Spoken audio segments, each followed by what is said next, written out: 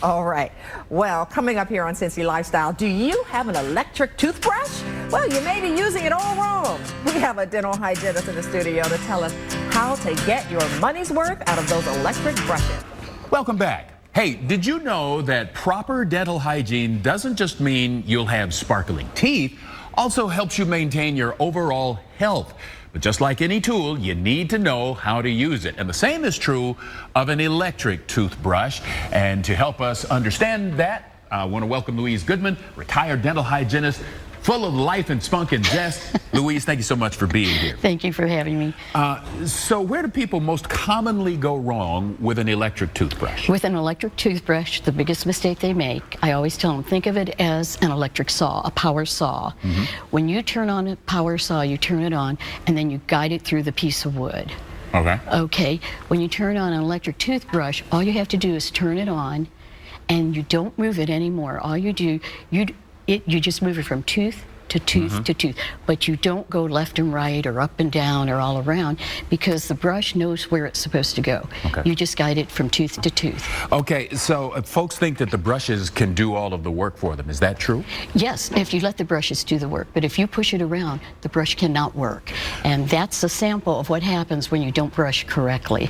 So, because this head is pretty frayed and pretty ragged looking, so what does this tell you when you look at it? Well, number one, the person wasn't even removing. Remember, we have plaque on our teeth. Okay, it wasn't even removing the plaque. All she was doing was pushing so hard and pushing it, but not letting the brush do the brushing. All you have to do with an electric toothbrush is put it on your tooth, one tooth at a time, and it will work. Count to 5 seconds, then go on to the next tooth and the next tooth and the next tooth, and then you'll be done. What's nice about these brushes is that they have timers on them. So you know where you're going to be. So, but if you go and you push it, it's not going to work. Just like the saw wouldn't be able to cut easily. What's the difference then between the round head and the more rectangular or traditional head? The round head is what we use in the dental office, like when we clean people's teeth. Okay, that does one tooth at a time, and it goes around in a circle. It oscillates. Okay, it's a circular movement. So you're going to do one, one, one. This one is more like a hand toothbrush. It's going to go back and forth, but it goes back and forth. It knows how to do it. You don't have to push it. So you get the back and forth movement on this type. This is a sonic. This is an oscillating, and this one goes round and round. They're both excellent. It's just a matter of what you prefer.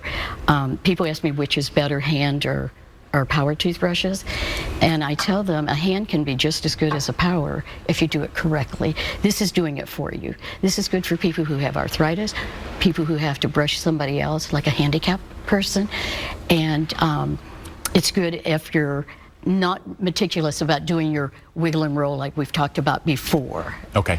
Got it.